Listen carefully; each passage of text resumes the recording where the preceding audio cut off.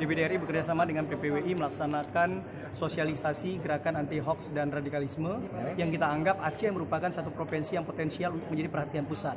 Nah, hari ini kita mencoba memulai dari Kota Losmawe dan itu akan menjadi sebuah pilot project di nasional tentunya agar pemerintah pusat lebih memperhatikan bagaimana gerakan anti hoax dan anti radikalisme itu juga melihat Aceh menjadi sebuah provinsi yang betul-betul menjadi fokus yang serius. Inilah yang kita lakukan adalah melakukan pendidikan politik dan pendidikan informasi yang benar kepada para generasi muda, khususnya mahasiswa yang hari ini kita lihat memang target-target yang dilakukan adalah kelompok-kelompok muda. Nah, kita juga akan gencar untuk merekrut anak-anak muda untuk menjadi gerakan anti hoax dan anti radikal itu dan radikalisme itu. Jadi tentunya hari ini merupakan awal gerakan yang kita lakukan untuk terus-menerus merekrut anak-anak muda untuk menjadi aktor dalam melawan